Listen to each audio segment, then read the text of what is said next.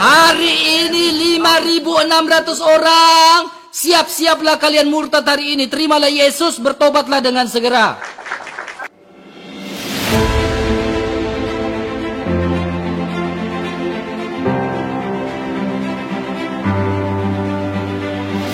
Sekelas Juma saja bingung untuk menjawab pertanyaan saya ini, Bang Syam. Silakan. Oke, ya. Ini diskusi dua arah sebenarnya. Nah, yang katong diskusikan ini contohnya di dalam surat Al-A'raf 157. Surah Al-A'raf 157. Sabar, saya cek dulu ya. Nah, silakan. 147. 157. 27. Silakan, apa yang mau dibahas di situ? Oke. Di dalam surat Al-A'raf 157, di situ dikatakan bahwa Nabi Muhammad tertulis di dalam kitab Taurat, betul? Dan Injil. Terus? Nah, Taurat yang dimaksudkan sama Allah ini Taurat yang mana? Injil yang dimaksudkan sama Allah ini Injil yang mana? Silakan. Baik, ketika Bung RK berbicara masalah Al-Quranul Karim di surah Al-A'raf ayat 157, saya bacakan dulu. Boleh saya bacakan, Pak? Silakan.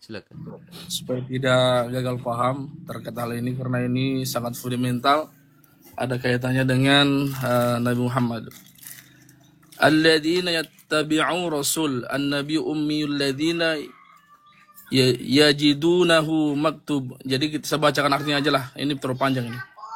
Yaitu orang-orang yang mengikuti Rasulullah Muhammad, Nabi yang ummi, tidak dipakai secara tulisan ini, yang bernama,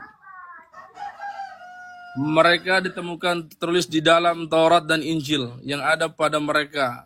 Dia menyuruh mereka pada yang ma'ruf, mencegah dari yang mungkar, menghalalkan segala yang baik bagi mereka, mengharamkan segala yang buruk bagi mereka, dan membebaskan beban-beban serta belenggu-belenggu yang ada pada mereka. Adapun orang-orang beriman kepadanya, memuliakannya, menolongnya, dan mengikuti cara terang yang diturunkan bersama Al-Quran, mereka itulah orang-orang yang beruntung.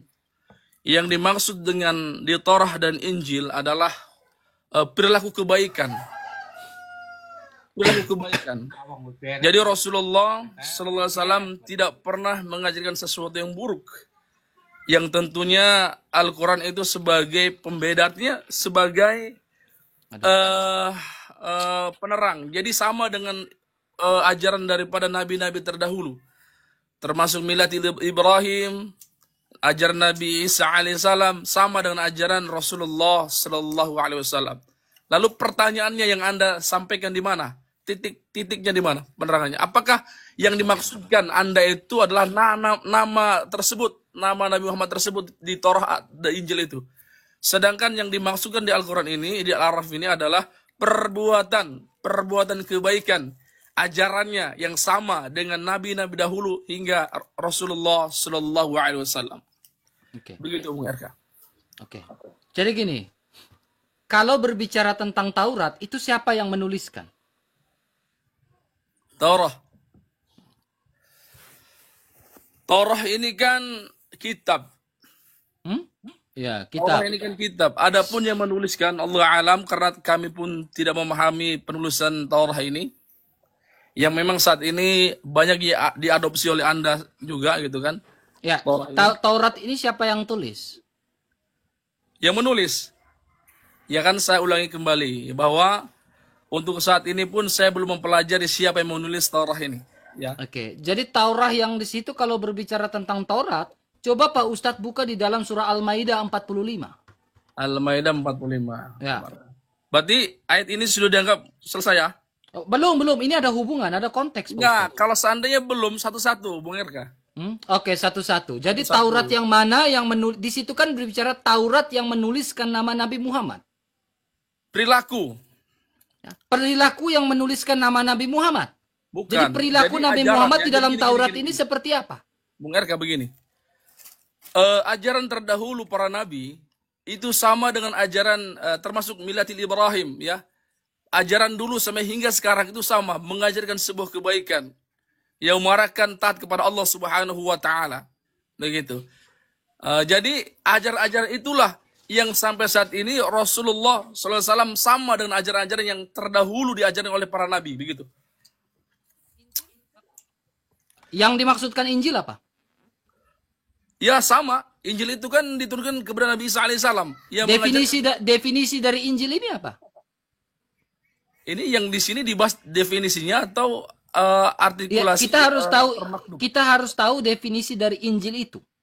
Ya, definisi dari Taurat dan definisi dari Injil sehingga kita tahu bahwa Taurat itu adalah kebaikan.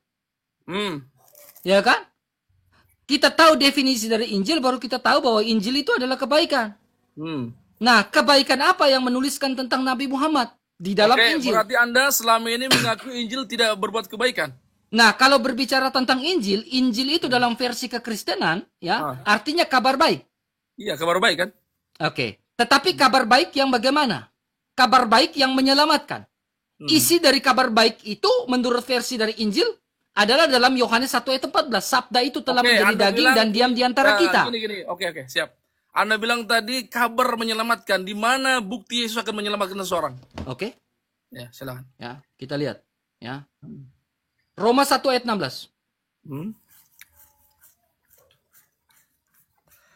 Oke, kita lihat dulu. Bukti. Kita kasih bukti. Bagaimana cara Yesus menyelamatkan seseorang? Silakan. Kita lihat baik-baik. Yohanes 1 ayat 16, sebab aku mempunyai keyakinan yang kokoh dalam Injil.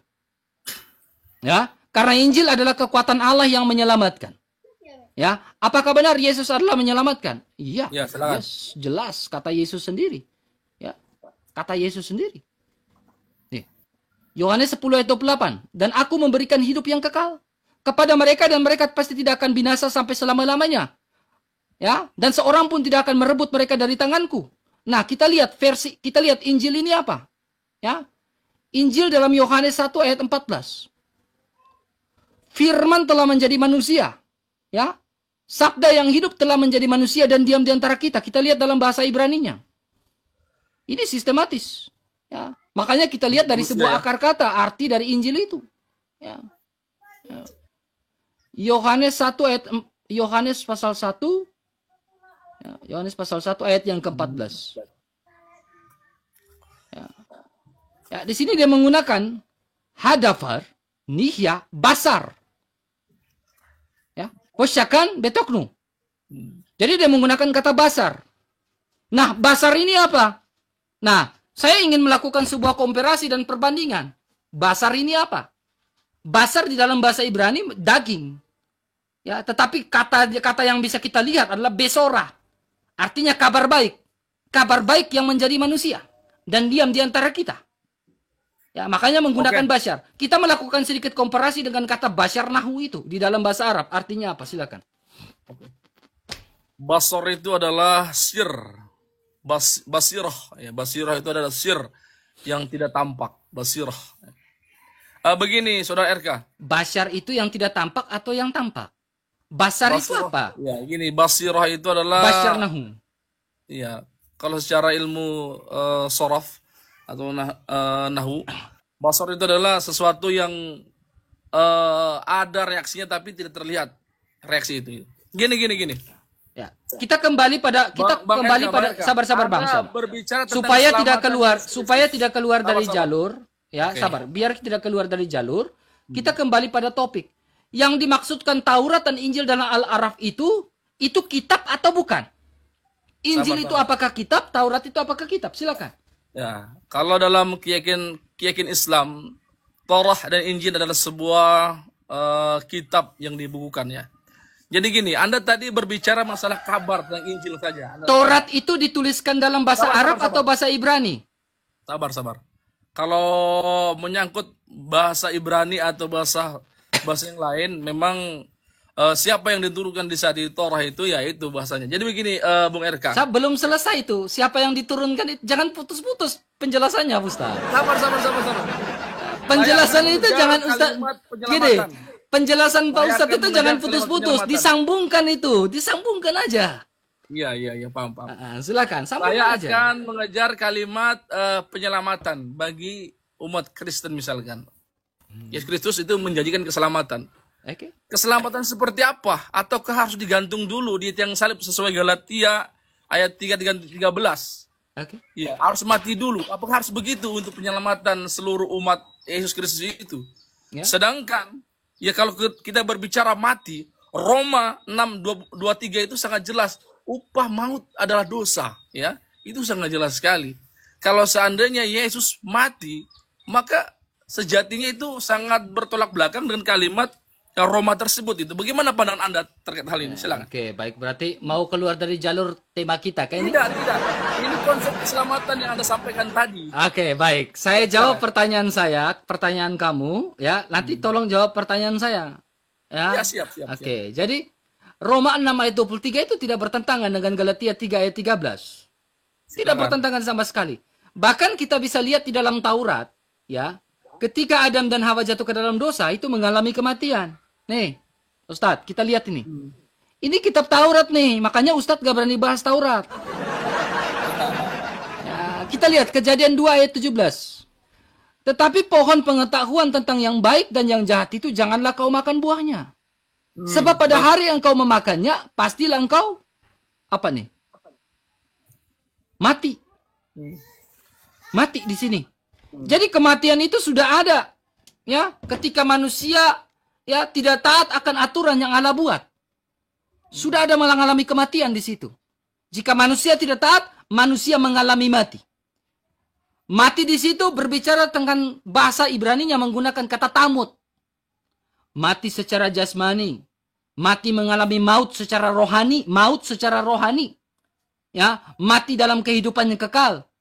Mati yang mengalami keterpisahan. Makanya tamut dalam bahasa Arabnya tamutuha. Ya, kalau salah dikoreksi. Ya. Tamut. Nah, terus. Ya. Oke, sekarang kita berbicara tentang kematian.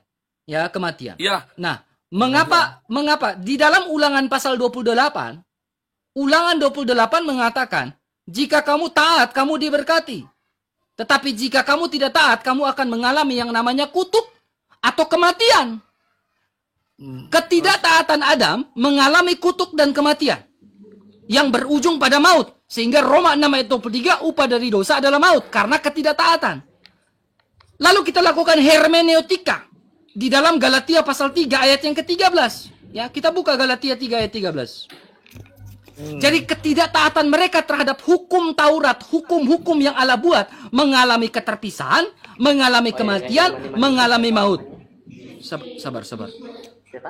Mengalami maut. Ya, kita lihat Galatia 3 ayat 13. Ini yang Pak Ustadz baca. Ya. Ingat, ketidaktaatan melahirkan kutuk. Karena semua orang, Galatia 3 ayat 10, yang hidup dari pekerjaan hukum Taurat berada di bawah kutuk. Sebab ada tertulis, terkutuklah orang yang tidak setia melakukan segala sesuatu yang tertulis di dalam hukum. Itu sudah melenceng itu mengatakan. Oh, tidak melenceng, Ustadz. Ini tidak melenceng. Kamu harus jawab. Sabar. Saya paham. Kamu baca ini. Saya paham, Pak Ustadz. Ini Galatia 3 ayat 13. Ini satu kesatuan. Sabar. Oh, Alkitab bukan turun ayat, turun celana, Pak Ustadz. Kau baca baik-baik ini. Saya baca. Saya tahu, Pak Ustadz. Tenang, Pak Ustadz. Alkitab itu kontekstual. Bukan turun celana, pingin ada istri, lalu ayat turun. Ya, tenang Pak Ustadz, biarkan saya selesaikan. Ya, balik kameramu. Ya, balik dulu kameramu. Ya, jadi gini Pak Ustadz, tenang dulu Pak Ustadz. Kenapa? Tenang.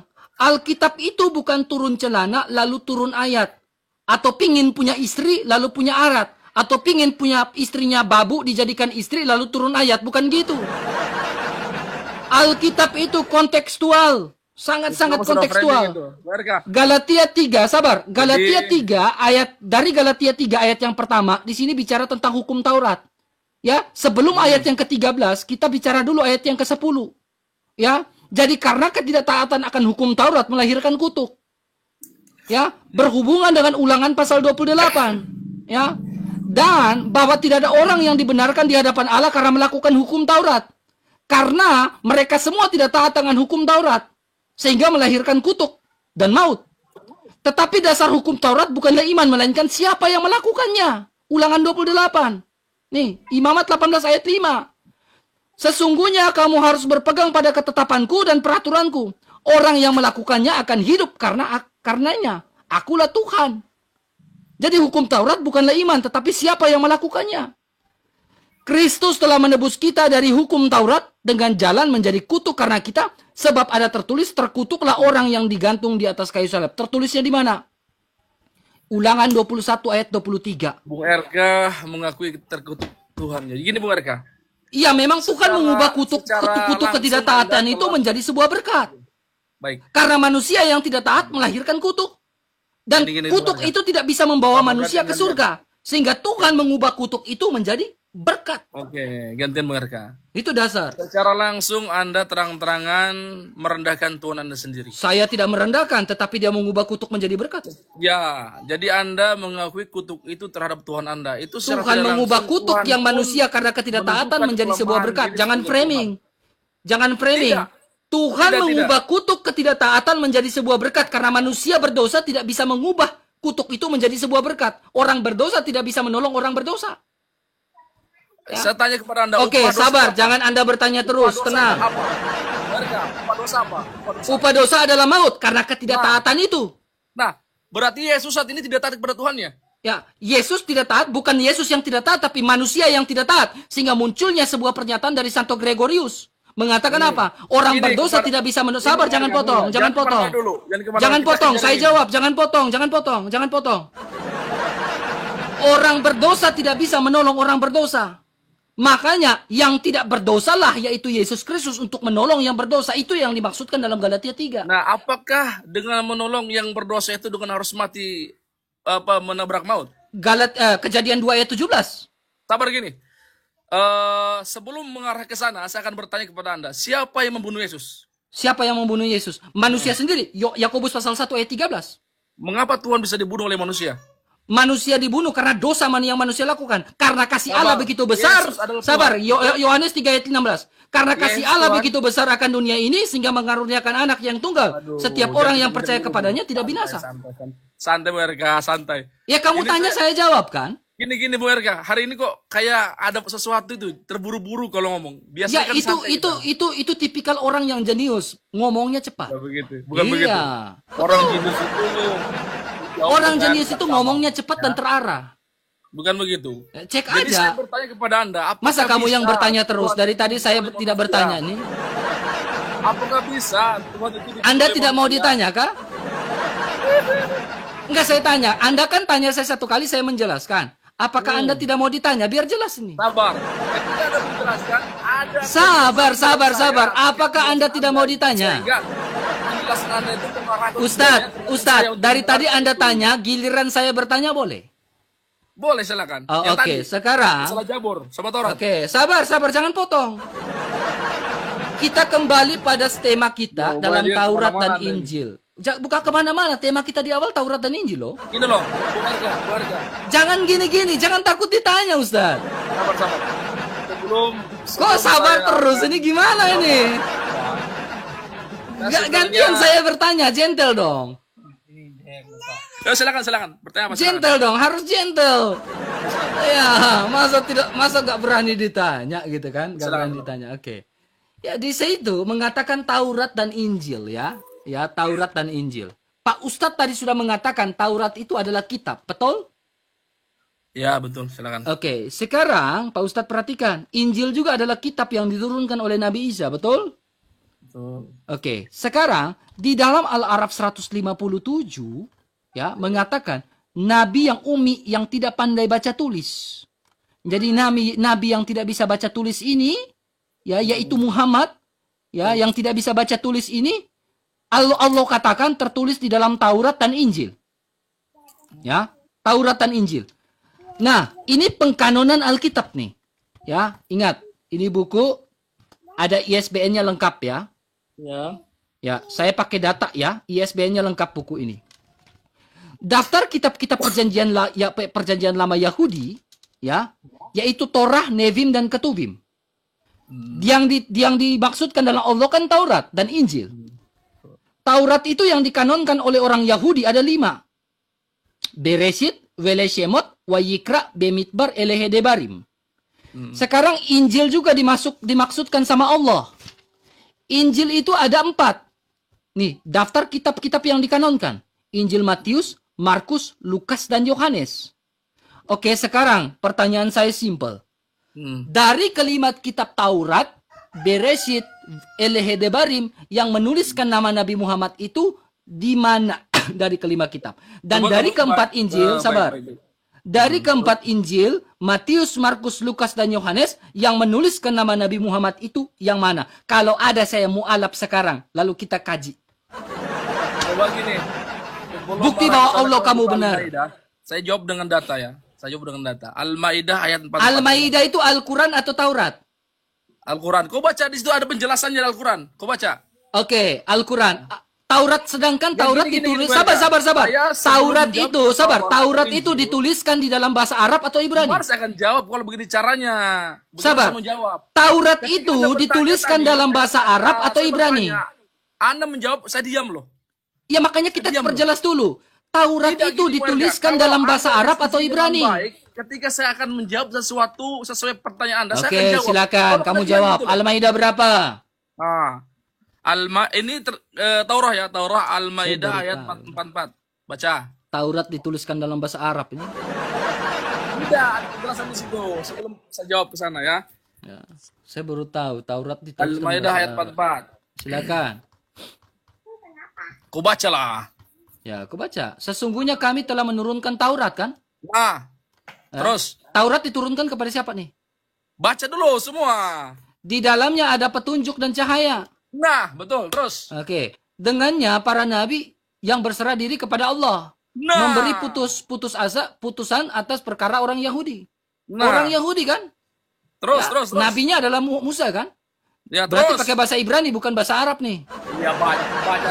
Demikian pula para nabi dan ulama-ulama, mereka juga memberikan putusan sebab mereka diperintahkan oleh Allah menjadi kitab Allah, ya, dan mereka merupakan saksi-saksi terhadapnya. Oleh karena janganlah kamu takut kepada manusia, tetapi takutlah kepadaku. Janganlah kamu menukarkan ayat-ayatku dengan harga yang murah. Siapa yang tidak memutuskan suatu urusan menurut ketentuan yang diturunkan Allah, maka mereka itulah yang kafir. Silakan.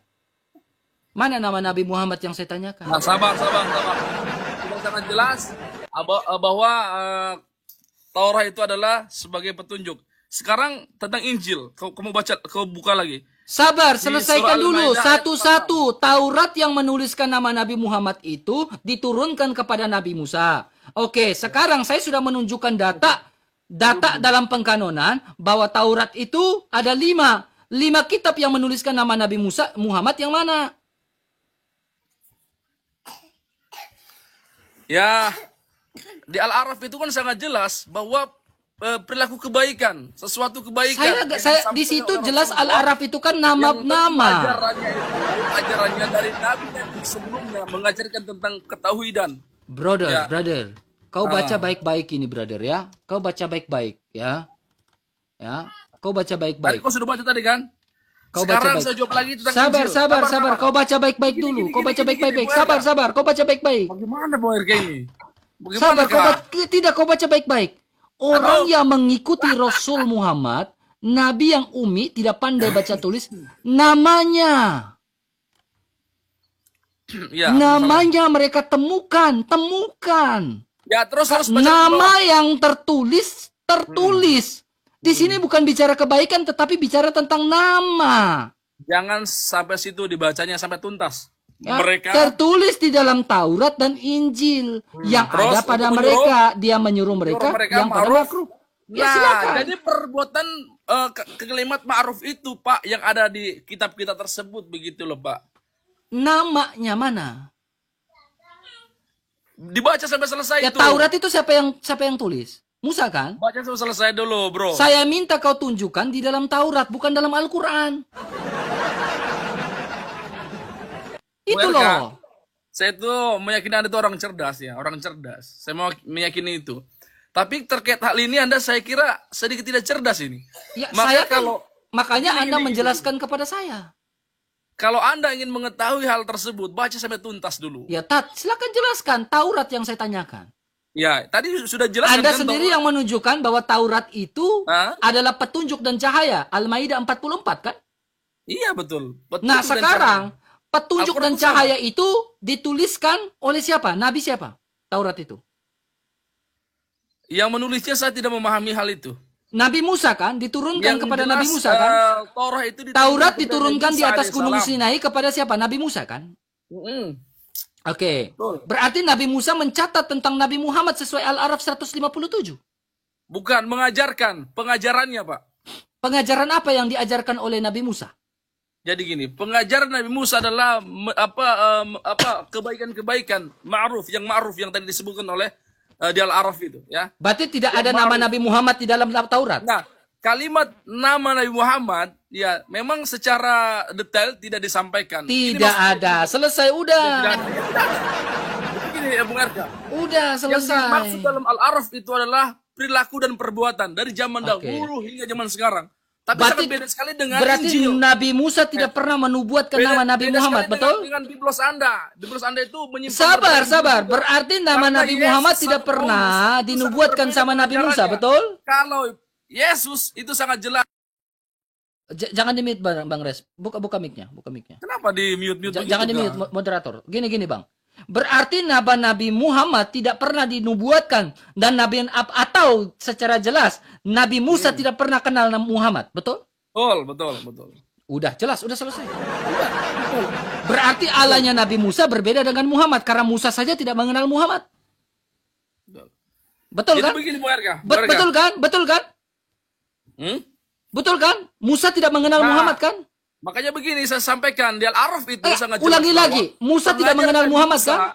Walaupun tidak terdeteksi nama Nabi Muhammad dalam Taurat atau Injil, tetapi pengajarannya dari zaman dahulu hingga sekarang, hingga Saya Rasulullah nggak tanya Muhammad itu. Saya tanya nama sama. Nabi Musa tidak dikenal Sama. oleh nama Muhammad tidak dikenal Pengajaran Nabi Musa kan? hingga di Al-Quran, Taurat hingga Al-Quran sama pengajarannya itu menyembah Allah Subhanahu wa taala. Saya tidak tanya Kalau itu. saya Saya tanya tanya kepada konteksnya. Biblos ya. Saya sangat nggak yang, tanya itu. Saya tanya konteksnya. Berbeda sekali antara pengajaran Paulus sama Yesus. Itu bagaimana pandangan Anda itu? Saya nggak tanya itu. Saya tanya konteksnya. Hmm. Ya, konteksnya nama Nabi Muhammad yang tertulis di dalam Taurat dan Injil. Ya. Ya. Nah, ya, sekarang terus. saya tanya ulangi sekali lagi. Apakah Nabi Musa tidak mengenal Nabi Muhammad? Ya, secara fisik tidak mengenal. Tidak mengenal. Secara nubuatan, apakah Musa mengenal Nabi Muhammad? Serana nubuatan pun tidak. Tidak. Berarti Musa tidak secara garis besar Musa tidak mengenal Muhammad. Taurat tidak menuliskan tentang Muhammad, betul? Tapi pengajarannya sama. Oke, pengajarannya sama. Kita kasih Ya, contoh betul. satu. Kita kasih contoh satu. Saya ikutin mau kamu ya. Silakan. Ya, saya ikutin mau kamu. Anda mengatakan Yang bahwa penting pengajaran Nabi jadwalnya Musa dimatikan aja ya. enggak. Jangan di-mute teman-teman. Ya, biarkan saja. Lumrah itu diskusi kayak gini lumrah. Jangan di-mute teman ya. Hal biasa itu. Ya. Anda mengatakan pengajarannya sama, betul? Betul, pengajarannya sama. Pengajaran sama. Mentauhidkan Allah Subhanahu wa taala. Silakan. Oke, sekarang kamu perhatikan baik-baik ini Ustadz. Ya, ini Tauratnya Musa dalam kitab Bereshit. Kejadian pasal 3 ayat 15. Ya, saya bukakan data dulu. Ya,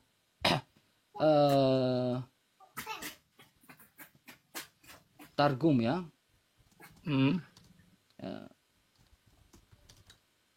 Ya, buat kamu nih, spesial buat kamu nih ya. Silakan. Ya, ini data jelas semua nih, data jelas semua ya. Data-data yang bisa diverifikasi semua. Nah, oke, ini dapat. Ya, dapat. Oke. Perhatikan ini Ustadz, biar Ustadz memahami, siapa tahu murtad habis ini. Ya, siapa tahu murtad. Ya, jangan takut untuk murtad Ustadz. Ya, jangan takut untuk murtad. Ini Kejadian 3 ayat 15. Silakan. Oke, ini. Oke. Nih, Anda mengatakan bahwa Taurat itu ajarannya sama dengan Muhammad, dengan nabimu, betul? Ya. Sekarang di dalam Taurat, Kejadian 3 ayat 15, aku akan mengadakan permusuhan antara engkau dan perempuan ini, antara keturunanmu dan keturunannya akan meremukkan kepalamu, dan engkau akan meremukkan tumitnya. Jadi Musa mengajarkan bahwa yang menyelamatkan manusia dari dosa adalah juru selamat, adalah Yesus Kristus. Mana datanya? Nama Oke. Yesus, mana nama Yesus? Oke. Apakah orang Yahudi saat ini, orang Kristen ada di sana? Silakan. Makanya saya bilang kalian Bapak, baca baik-baik. dengan baik. Lihat ini, baca dengan baik. Ya. Ya, Lihat silakan. ini. Engkau akan siap untuk melukai tumit mereka, namun bagi mereka akan ada obat. Tetapi bagimu tidak akan ada obat, dan mereka akan membuat obat untuk tumit pada Raja Mesiha. Mesiha ini siapa?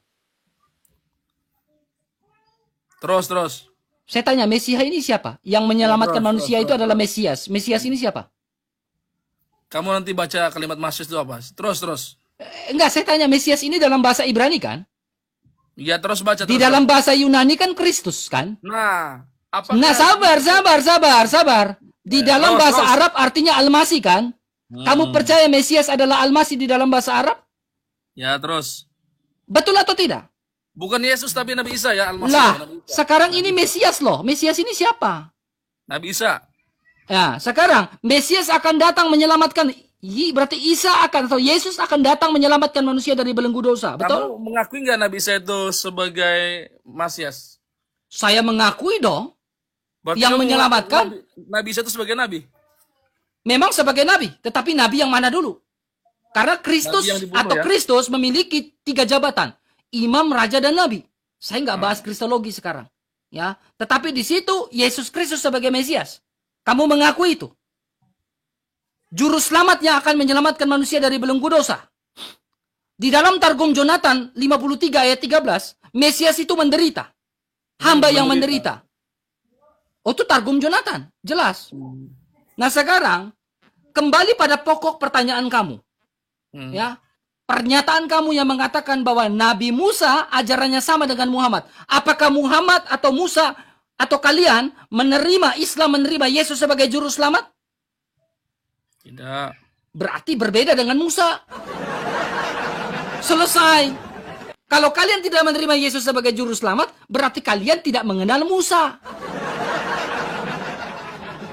Udah selesai. Begini, Selesai nggak? kalau berbicara tentang Mesias, kita sangat mempercayai Nabi Isa alaihissalam sebagai Nabi, tapi bukan sebagai Tuhan. Ya. Sebagai Sesuai Mesias? Sebagai Nabi bukan sebagai Tuhan. Sebagai Sesuai Mesias Yohanes kalian terima atau 17 tidak? ayat 3, ya. Yohanes 17 ayat 3 sangat jelas sekali bahwa Oke, dia sebagai kita buka. utusan, bukanlah sebagai Tuhan. Itu sangat Oke. fundamental. Kalimat datangnya Yesus sebagai juru selamat. Saya sangat ganjil sekali kalimat-kalimat ini bahwa di Matius 10 ayat 34, Sabar, satu-satu Yohanes 17 ayat 3 dulu. bahwa Yesus datang bukan membawa damai tapi membawa pedang. Ini bagaimana kalimat-kalimat Gampang ini? saya jelaskan itu, Sabar gampang itu. dulu. Gampang Sabar itu. dulu. Ya. Nah, ini Gampang. kalimatnya. Jangan Biar keluar saya jalur, jelaskan. jangan Ini keluar datanya, jalur. Ya, ini datanya ini. Karena Anda menyampaikan bahwa Yesus datang membawa keselamatan, ya, sebagai Tuhan. Tapi ini bagaimana dengan kalimat ini? Ini kalimat yang sangat lemah sekali, yang memang dia sebagai makhluk, bukan sebagai Tuhan, bukan sebagai Udah? pencipta, begitu. Udah? Ya, kenapa sebagai makhluk? Pertama adalah kamu bilang dilahirkan sebagai manusia, dibunuh oleh manusia. Apakah secara logis Tuhan dibunuh oleh manusia? Ya kan? Mati di tiang salib karena mati di tiang salib. Sedangkan orang mati sangat jelas sekali dalam kitab Anda sendiri bahwa mati adalah tebus daripada dosa. Ya, maka tolong dijelaskan hal ini. Ya, Sudah? ini sangat bertolak belakang. Gak ada Yesus bertolak datang ke muka belakang. bumi ini bukan mau ke damai tapi mau pedang. Itu sangat bertolak belakang dengan keselamatan Sudah? itu. Sudah? Ya, silakan. Oke. Jadi sudah jelas tadi ya teman-teman ya. Dia mengatakan bahwa dia Nabi Musa, sabar. Nabi Musa berbeda, ajaran Nabi Musa berbeda dengan ajaran Muhammad. Islam sangat meyakini bahwa Nabi Isa itu sebagai nabi, Nabi Musa itu sebagai nabi, bukan dituhankan, titik itu. Sebagai Mesias gak? Sebagai Mesias, Nabi Isa sebagai manusia. Oke. Tapi tidak dituhankan sebagai Tuhan. Sebagai Mesias? Yang praduganya yang diciptakan didoktrin oleh Paulus itu. Ya, silakan. Sebagai Mesias? Sebagai Mesias toh? Jawab dulu. Yesus sebagai Mesias gak? Iya, betul. Oke. Ya, 3 pertanyaan dia ya. Ya, yang jelas begini ya, Nabi Isa itu adalah nabi, bukan Tuhan. Oke. Bukan dipertuhankan. Sabar. Dia mengakui Yesus sebagai Mesias nih. Lukas 2 ayat 11. Hari ini telah lahir bagimu Juru Selamat, yaitu Kristus, yaitu Mesias. Ingat, Kristus dalam bahasa Yunani, Mesias dalam bahasa Ibrani. Yaitu Mesias. Mesias disebut sebagai apa? Tuhan di kota Daud. Ya, Tuhan di kota Daud. Mesias sebagai apa? Mesias sebagai Tuhan. Jangan potong. Tuhan Pak. Jangan potong, nanti saya bisa jawab. Tenang, jangan potong. 3 pertanyaanmu saya jawab semua, teman. Betul. Ya. Saya sudah bilang RK itu kepala angin, teman. Kepala angin. Hari ini telah dia mengaku Yesus sebagai manusia, sebagai Mesias. Mesias adalah Tuhan. Dan di kota Juru Selamat. Sekarang Juru Selamat apakah adalah Tuhan? Sabar, tenang, jangan kejang-kejang. Jangan. Apakah Mesias adalah Tuhan? Kita lihat. Ini kitabnya orang Yahudi nih. Akulah Tuhan. Dan tidak ada juru selamat selain daripadaku. Berarti juru selamat itu adalah apa? Ini baca baik-baik. Tuhan. Juru selamat di kota Daud, dia adalah Tuhan. Masya Allah. Jeder, selamat datang di kebenaran. Sekarang dia mengatakan bahwa Mesias itu apakah tidak menderita? Ya. Apakah Mesias itu tidak menderita? Itu kan pertanyaannya kan. Apakah Mesias itu tidak menderita? Mari kita jawab ya, jawab. Ya. Kodrat ilahi yang menderita dalam keadaannya sebagai manusia. Lihat baik-baik. Nubuatan dalam kitab Taurat nih. Kitab-kitab nabi-nabi, ya. Kitab Yesaya, ya, kitabnya orang Yahudi. Jelas Allahnya orang Yahudi. Sabar, jangan potong. Sabar, saya jawab dulu pertanyaanmu. Jangan kejang-kejang, Ustaz. Jangan kejang-kejang, tenang. Sabar, jangan kejang-kejang, Ustaz. Jangan kejang-kejang. Sabar, jangan kejang-kejang. Saya selesaikan dulu. Pertanyaanmu saya selesaikan dulu. Sabar, Ustaz. Saya selesaikan dulu pertanyaanmu. Tenang dulu di situ. Tenang. Inilah Bung Edka. Sabar. Ustaz, sabar, Ustaz. 3 pertanyaanmu loh ini. Saya baru jawab 2 nih. 3 pertanyaanmu loh. Saya baru jawab 2. Tenang. Tenang, Ustaz. Tenang. Saya jawab pakai data semua. Jelas bahwa ajaran orang Yahudi, Allahnya orang Yahudi berbeda dengan ajarannya Islam. Beda. Jadi Allahnya orang Yahudi berbeda dengan Allahnya Islam. Beda. Ya, kita lihat baik-baik ya. Yesaya 53, nubuatan. Ya. Ia dihina dan dihindari orang, seorang yang penuh kesengsaraan yang biasa menderita kesakitan. Ia sangat dihina sehingga orang menutup mukanya terhadap dia, dan bagi kita pun dia tidak hitungan. Tetapi sesungguhnya penyakit kita lah yang ditanggungnya, dan kesengsaraan kita yang dipikulnya. Padahal kita mengira dia kena tulah. Dia, lihatin ayat 5 nubuatan. Tetapi dia tertikam oleh karena pemberontakan kita. Dia ini siapa? Mari kita lihat dalam Targum Sefaria, Targum Jonathan, Targum tertua. Ya, dia ini siapa teman-teman ya? Kita lihat sabar. Kita terjemahannya kita kasih asli saja, ya asli ya. Yesaya 52 ayat yang ke-13 merujuk pada siapa nih? Yang menderita ini siapa? Bisa baca ke tidak? Bisa baca ke tidak? Yang menderita ini siapa? Mem Sin Yot Ket Alep. Ya, Mem Sin Yot Ket Alep. Mesiha. Puji Tuhan, praise the Lord. Jadi, kalau Kanda mengatakan bahwa ya Islam percaya kepada Yesus Kristus, tetapi bukan Yesus Kristus yang dinubuatkan dalam kitab Taurat, kitab para nabi, dan kitab Mazmur Daud. Ya, berarti Yesusnya kami berbeda dengan Yesus yang ada di dalam Al-Quran. Jeder, selamat datang di kebenaran. Silakan tafadhol Ustaz. Berbicara masalah Tuhan, tentu Tuhan itu adalah sepakat sekali berkuasa atas dirinya dan berkuasa atas langit dan bumi serta seisinya. Itu Tuhan. Kalau seandainya ada Tuhan yang tidak berkuasa atas dirinya, dia lapar mengutuk pohon ara, itu saya kira bukan Tuhan. Kalau ada Tuhan atas dirinya mati, terkutuk di tiang salib, dia tidak berdaya. Apakah sebagai Tuhan wajib disembah sebagai Tuhan? Tidak juga. Jadi kalau kita berbicara nalar pemikiran yang cerdas, Tuhan itu kuasa atas dirinya dan semuanya. Itu sebagai Tuhan. Bukan hanya odong-odong dia, hanya menyembuhkan dari kusta, dia sebagai Tuhan. Data. Jangan retorika. Sabar dulu ya. Sangat jelas sekali dalam Al-Quran. Saya tidak butuh retorika, saya butuh kamu menyanggah data yang saya sampaikan. Sabar, Anda tadi berbicara, saya dengarkan dengan baik. Silakan. Data dulu baru retorika. Di dalam surah Taha ayat 14 ya, sangat jelas sekali. Innani anallahu la ilaha illa ana fa'buduni wa aqimus sholata lidzikri. Ya, sesungguhnya aku ini adalah Allah, kata Allah secara langsung. Coba ada nggak kalimat dalam Injil, dalam Biblos Anda bahwa aku adalah Tuhan yang menciptakan langit dan bumi? Ya, yang ada hanyalah dalam Biblos Anda itu adalah prediksi sebagai Tuhan, Mesias itu sebagai Tuhan. Tapi kalimat Yesus menyampaikan diri sebagai Tuhan itu tidak ada. Ya, sesungguhnya aku ini adalah Allah, tidak ada Tuhan yang berhak selain aku, kata Allah. Maka sembahlah aku dan dirikanlah solat untuk mengingatku. Itu sangat jelas sekali itu dalam Al-Quran Al-Karim, bahwa Allah Subhanahu wa Ta'ala mendelegasikan dirinya sebagai Tuhan, menyampaikan bahwa mengerjakan amal kebaikan, mendirikan sholat lidzikri untuk mengingatku. Maka ini kalimat-kalimat yang sangat jelas bahwa Allah Subhanahu wa Ta'ala adalah Tuhan yang berhak diibadahi, yang disembah oleh setiap manusia. Ya, khalaqas samawati wal ardi wa ikhtilafil laili wan nahar. Itu sangat jelas sekali. Allah menciptakan langit, bumi serta seisinya, dan siang dan malam Allah menciptakan hal itu. Kalau seandainya ada Tuhan saat ini yang tidak berkuasa atas dirinya, bahkan dia harus mati dulu, maka ini sebagai pertanyaan besar. Secara tidak langsung, secara langsung Yesus mempertontonkan kelemahan sebagai Tuhan.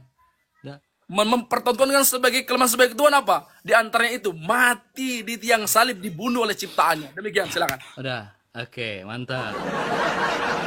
Ya, ketika Ustadz ini ya, Ustadz Jam ini ya, Ustadz Sam ini mengatakan bahwa Mesias itu tidak mati, tidak boleh Mesias yang adalah juru selamat itu mengalami kematian. Secara tidak langsung, teman-teman, Ustadz ini sudah mengatakan bahwa Allahnya Nabi Musa berbeda dengan Allahnya Muhammad dan Islam. Karena apa? Di dalam nubuatan-nubuatan yang dilakukan, di dalam kitab Taurat, kitabnya para nabi, kitab Mazmur, Daud, kitab Jabur, semuanya mengatakan Mesias harus mengalami penderitaan. Ya, secara tidak langsung Ustadz ini mengatakan menolak ajaran Taurat. Jangan potong. Secara tidak langsung Ustadz ini mau mengatakan bahwa Tauratnya Nabi Musa salah. Secara tidak langsung dia mengatakan bahwa nubuatan dari Nabi Musa itu salah. Berarti Allah yang nyata, Allah yang membebaskan bangsa Israel keluar dari perbudakan tanah Mesir, bukanlah Allah yang benar. Yang dia maksudkan Allah yang benar adalah mungkin Allah negeri Mekah. Oke. Nah sekarang pertanyaan dia mengatakan, apakah Yesus tidak mengatakan dia adalah Tuhan? Ya, saya ingin memberikan sebuah pernyataan bahwa langit tidak perlu ngomong dia itu tinggi, tetapi kita yang melihat bahwa dia adalah tinggi. Tetapi kalau kamu ingin ngotot dengan tunjukkan sebuah data, mari saya tunjukkan dan pertontonkan. Yohanes 8 ayat 24, tinta merah kata Yesus kan.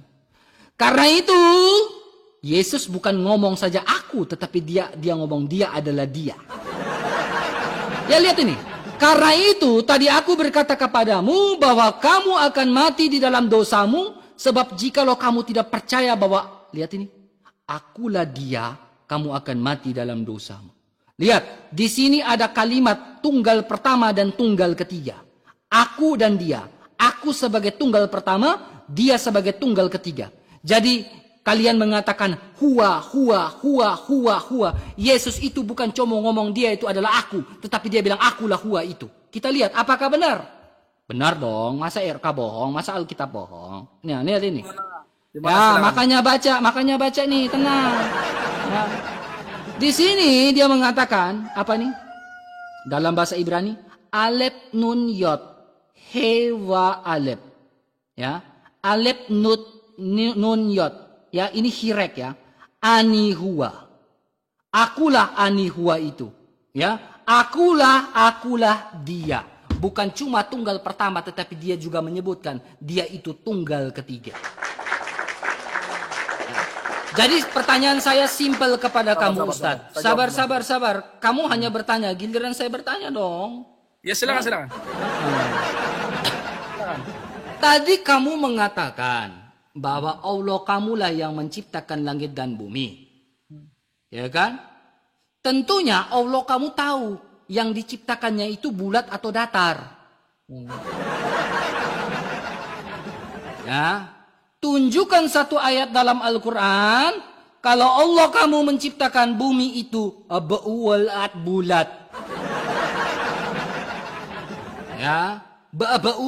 Bulat. Kalau ada saya mu'alaf sekarang, Ustaz.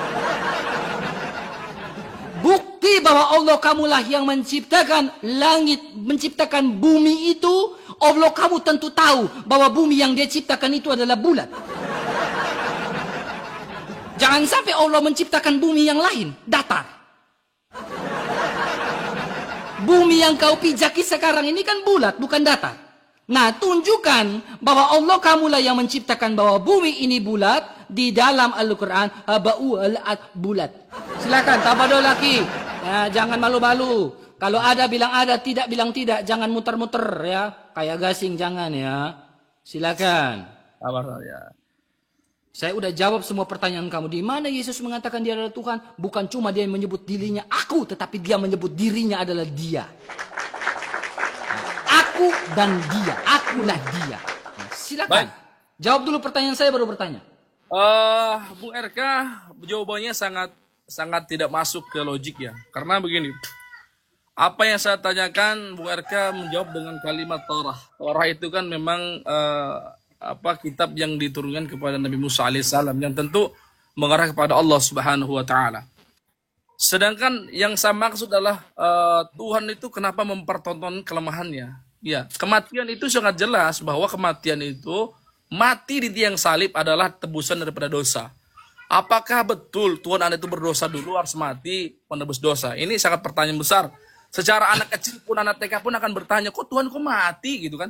Secara logika ya. Yang berikutnya adalah saya sangat percaya dengan kalimat Yohanes 17 ayat 3 itu. Sangat jelas sekali. Kalimat Yohanes 17 ayat 3 itu tentang utusan.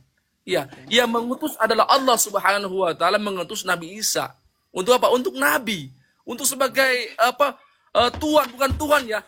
Tuan di kota Daud. Artinya menyampaikan kebaikan-kebaikan. Sedangkan Masias secara harki bahasa, Masias itu adalah guru atau guru agama atau kau bilang guru agama itu datanya dari mana? Literasi dari mana yang kau pakai Mesias itu guru agama? Literasi yang kau pakai itu dari mana Mesias itu guru agama? Kau mulai ngaco itu Sabar, saya harus potong karena kau bilang kau mendefinisikan Mesias itu guru agama.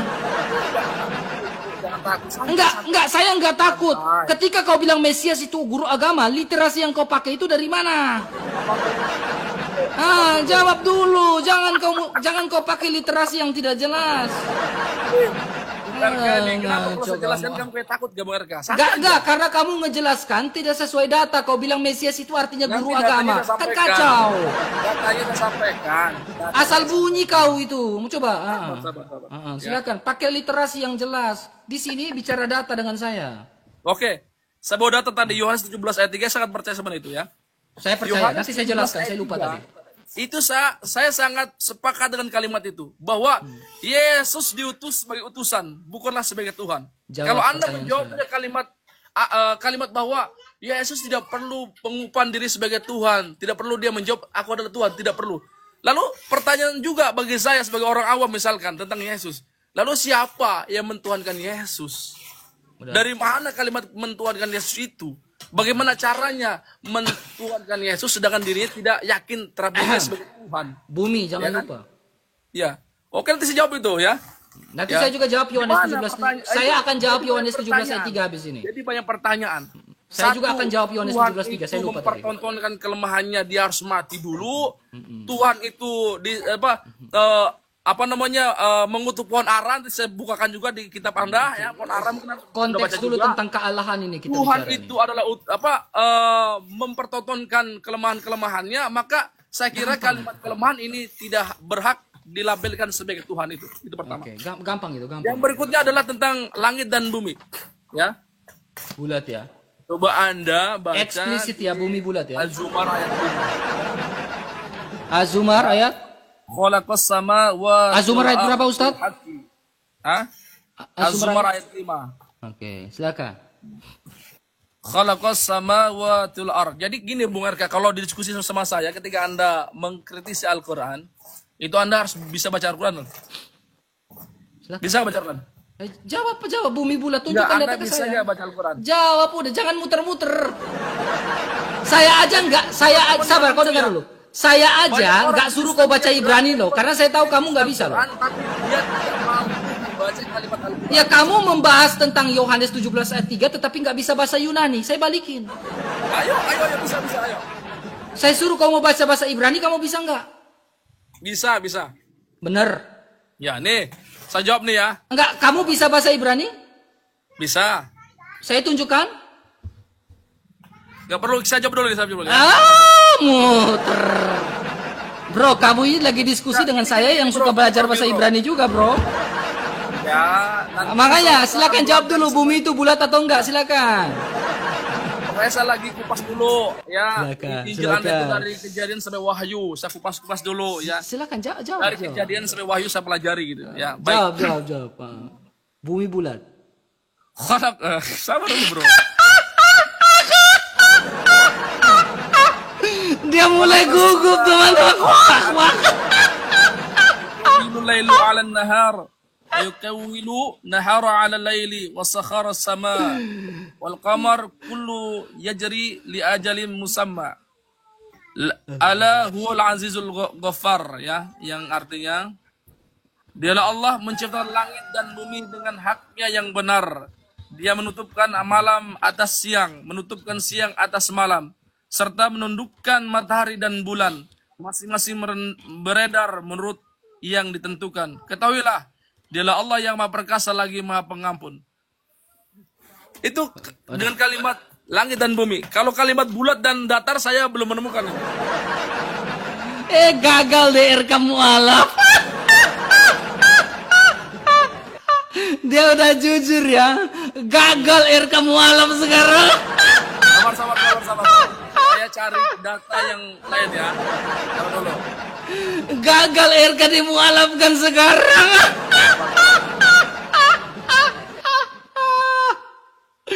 Aduh Tuhan Yesus, ya ampun Deo. Mama sayang.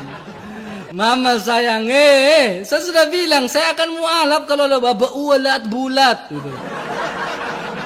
Bukti bahwa Allah kamu menciptakan bumi itu ulat bulat gitu. Jelas itu pertanyaan saya. Kalau tidak ada berarti bukan Allah kamu yang menciptakan bumi bulat. Bumi yang kau pijaki sekarang ini adalah bumi yang berbentuk bulat, bukan datar, bukan tidak ada bentuk, ya. Buktikan bahwa Allah kamulah yang menciptakan bumi ini yang kau pijaki, yang kau tempati, yang kau huni adalah bulat. Gagal kamu alap siang ini. Gini Bung Arka. Surah berapa?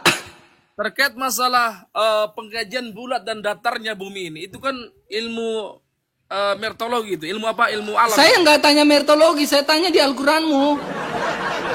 Masakah ilmu mertologi ini ilmu apa lagi?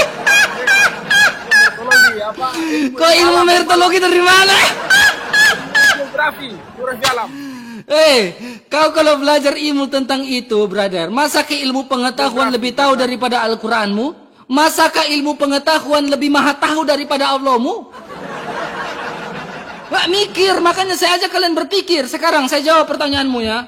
Ya, berarti gagal RK mualaf karena tidak, sambil saya jawab kau cari itu. Bumi itu kalau bulat Anda dari mau mana? berpikir bagaimana Tuhan itu mempertontonkan kelemahannya, silakan dijawab. Oke, mantap. Kau bilang Yohanes 17 ayat 3 kan? Ya, silakan baca Oke, baik-baik. saya akan jawab Anda dengan terang benderang di sini. Ya, ini ayat yang sering kalian pakai ini, Yohanes 17 ayat 3 ya. Inilah hidup yang kekal itu, yaitu bahwa engkau mengenal satu-satunya Allah yang benar dan mengenal Yesus Kristus yang engkau utus. Ya, jadi di sini ada dua hal, teman-teman. Jangan sabar, kamu datar itu yang engkau utus.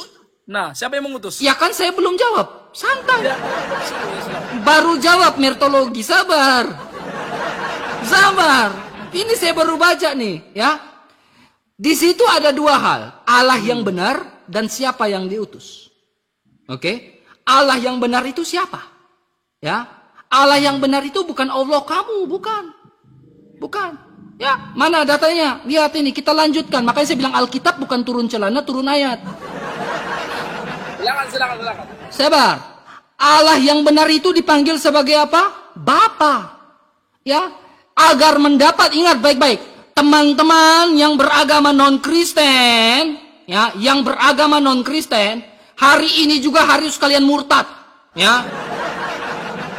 Hari ini juga ketika saya menjelaskan Yohanes 17 ayat 3 kalian harus murtad. Kenapa? Nih, dengar baik-baik.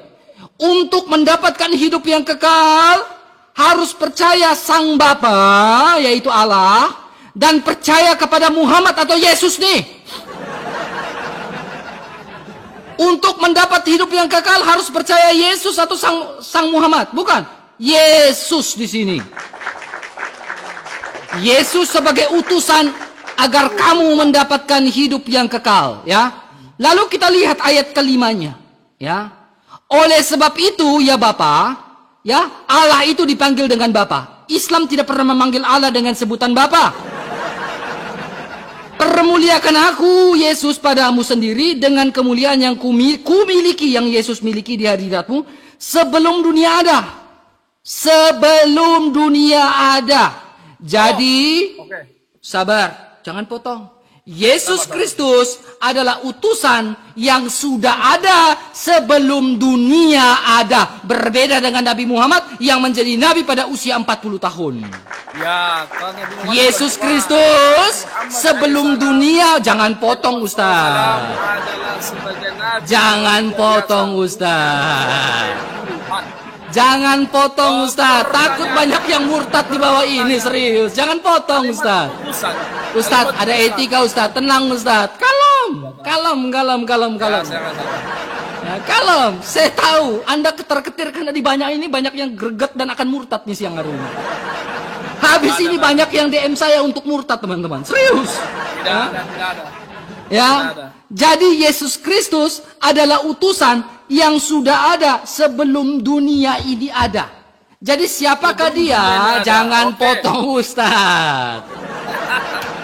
Jangan potong. Kalem Ustaz, kalem. Ya, kalem.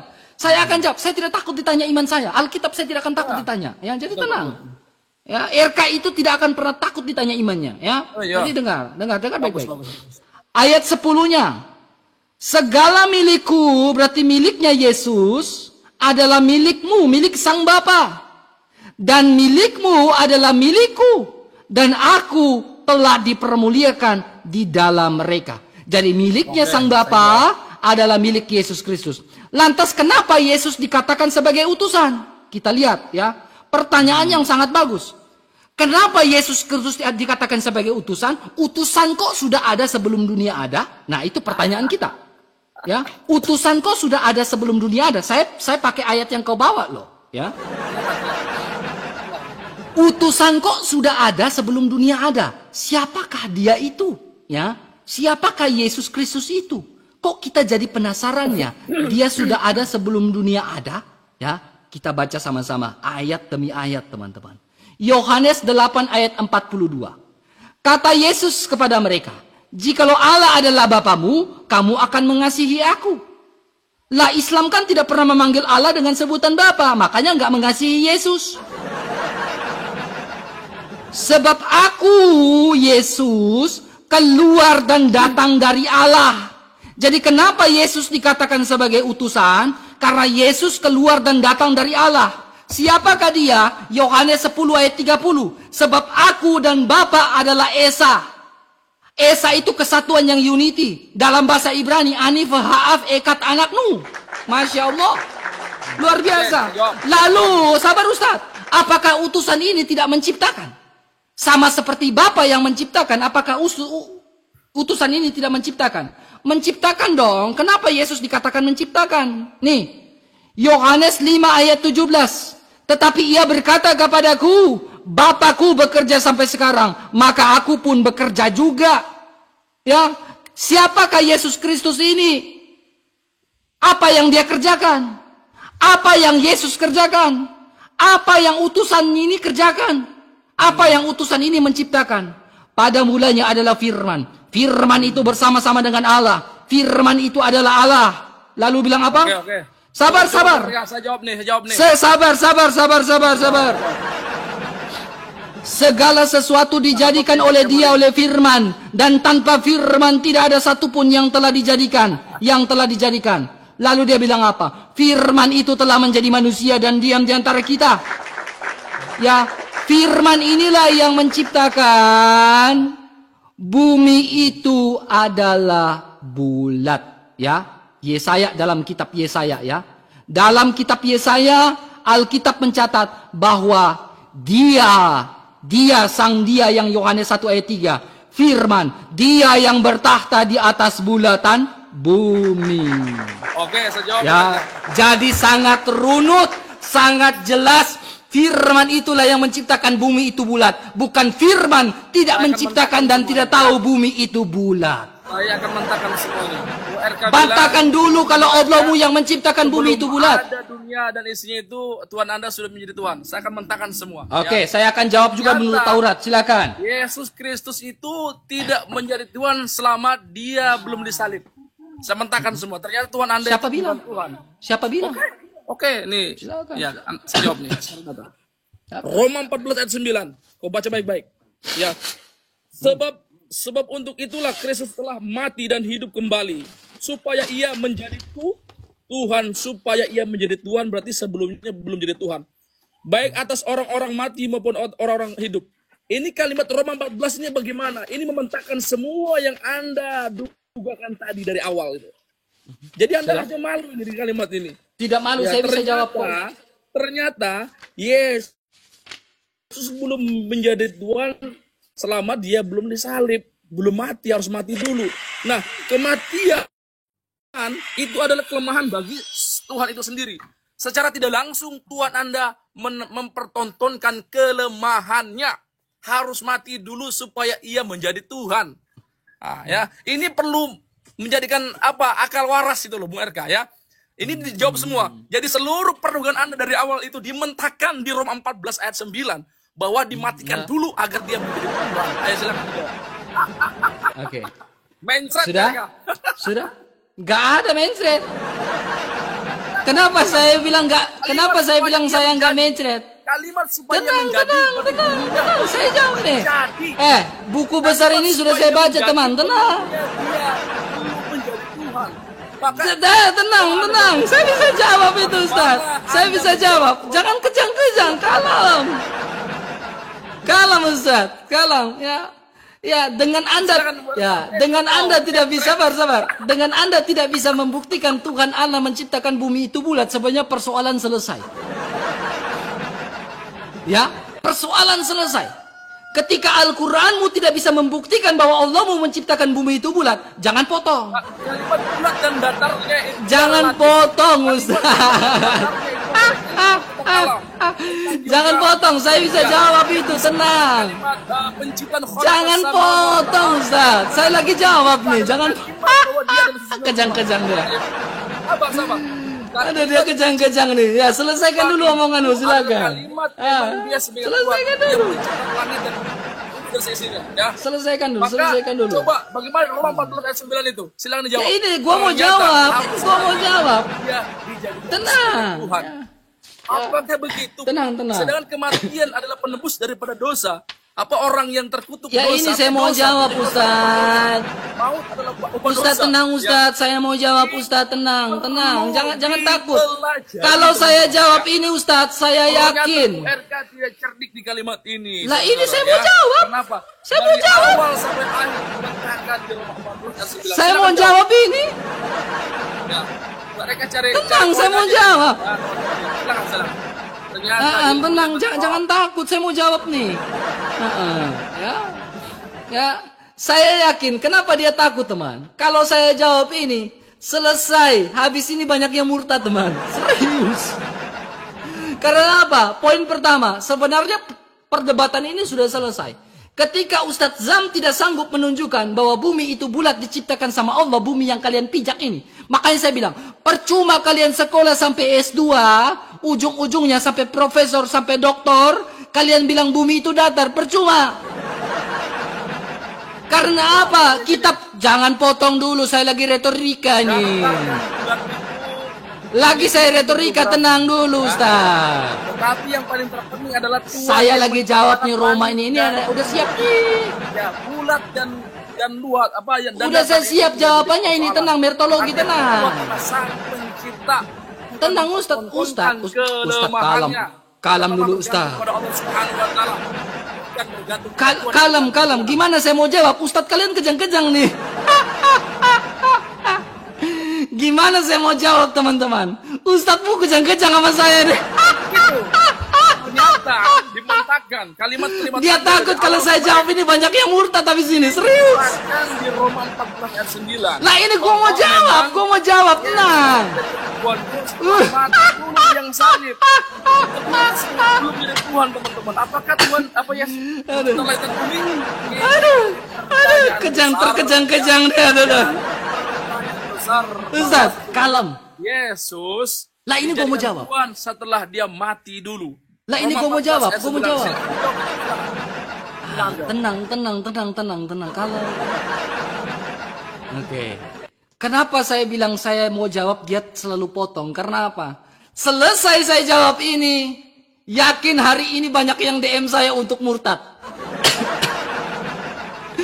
Ya, karena apa? Sekelas Ustadz saja tidak sanggup membuktikan bahwa Allahnya yang menciptakan langit dan bumi.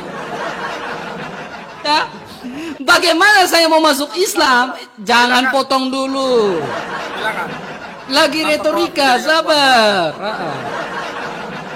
Sekelas Ustadz tidak sanggup membuktikan bahwa bumi itu bulat di dalam Al-Quran. Jangan potong. Ayat Roma. Kelas RK ini. Ini saya lagi jawab nih, ini udah jawab. Ada Iya, siap nih, silakan. ada siap nih. Saya mau jawab nih, tenang. Saya bisa jawab, gampang. Orang-orang Kupang bilang apa? Kut Isa, gitu. Orang Kupang bilang apa? Kut Isa, kecil itu gampang. Kau bicara besar saja itu. Nyong, kau dengar, kau diam dulu, kau dia. Itu terlalu gampang. Katong ini sekolah, jadi saya bisa jawab.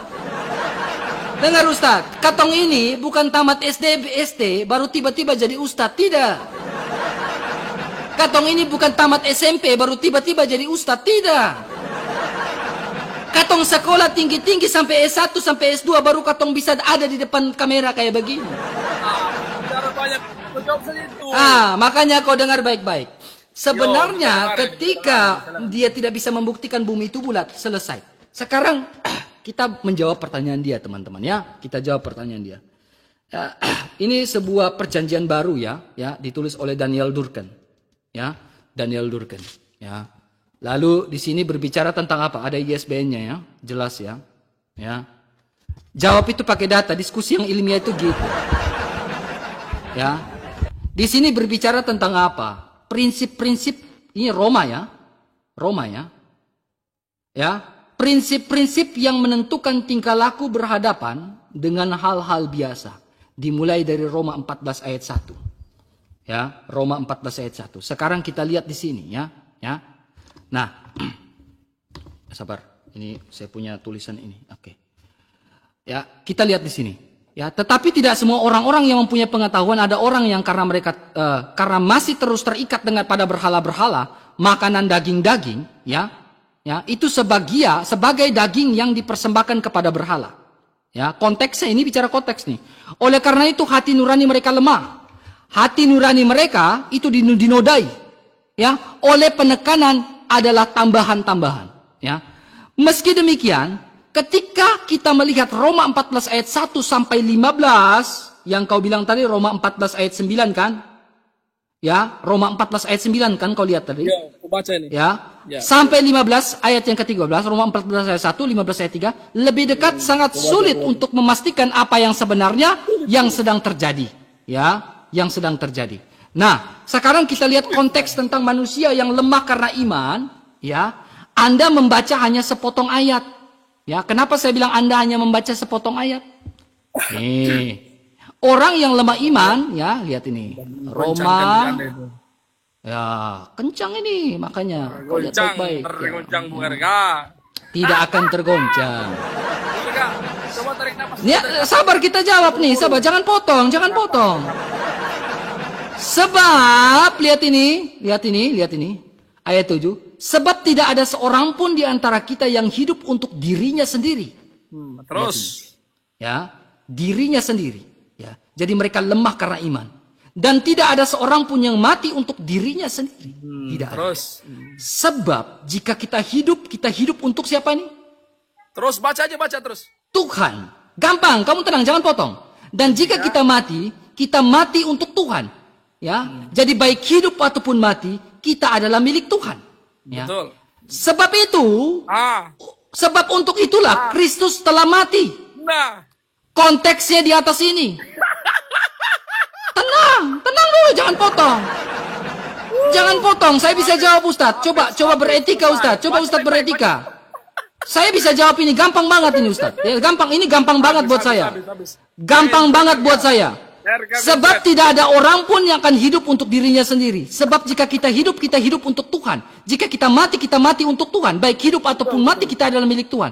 Sebab untuk itulah Kristus telah mati dan hidup kembali. Supaya ia menjadi Tuhan. Baik atas orang mati maupun orang hidup.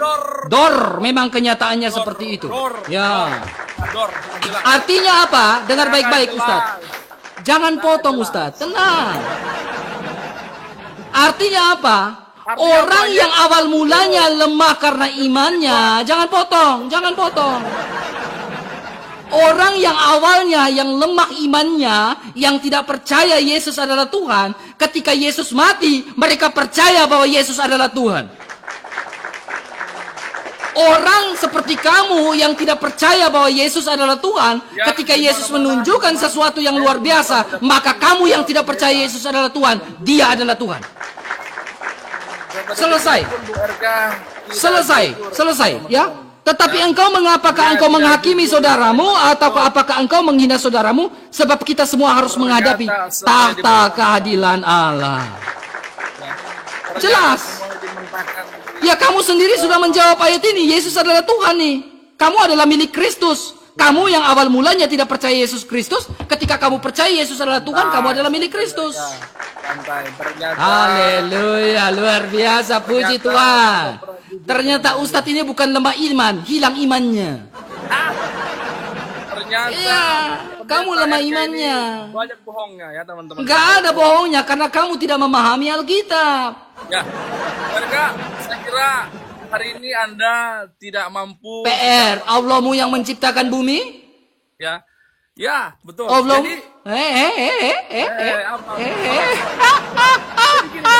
kalimat penciptaan itu. Sabar, apakah Allahmu yang menciptakan bumi? Ya. Jadi Bu RK sangat dimentahkan sekali di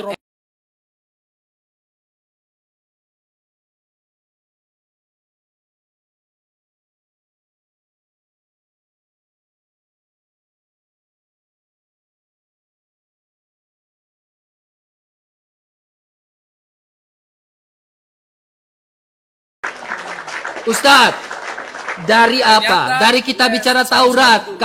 Dari kita bicara Taurat, kamu nggak bisa jawab pertanyaan saya. Banyak hal, ya. Dan konteks kesimpulannya bahwa Ustadz ini mengatakan bahwa Musa tidak pernah mengenal Muhammad. Ustadz ini mengatakan bahwa Taurat tidak pernah menuliskan nama Nabi Muhammad. Berarti secara otomatis Ustadz ini mengatakan Nabi Musa tidak pernah menubuatkan nama Muhammad. Selesai. Lalu sekarang Ustadz ini tidak bisa membuktikan bahwa Allah lah yang menciptakan bahwa bumi ini bulat. Ya. Selesai. Nabi Musa, Nabi Ibrahim, sampai Musa hingga sampai Muhammad, sangat jelas sekali beliau menjelaskan tentang ma'ruf dan nahi mungkar. Artinya berbuat kebaikan, ya. Tidak ada penyelewengan terhadap ateis pencipta. juga berbuat baik. Penyelewengan terhadap Ustadz, saya tanya dulu. Apakah orang ateis tidak berbuat baik? Berubah ketika biblos Anda menyampaikan. Ustadz, saya tanya dulu Ustadz. Apakah orang ateis tidak berbuat baik? Ustadz, coba jangan pura-pura tuli, jangan pura-pura tuli. Ustadz, jangan pura-pura tuli Ustadz, jangan pura-pura tuli Ustadz. Ustadz, jangan tuli Ustadz. Ustadz, jangan tuli Ustadz, jangan tuli Ustadz, jangan tuli. Sabar. Apakah orang ateis tidak pernah berbuat baik?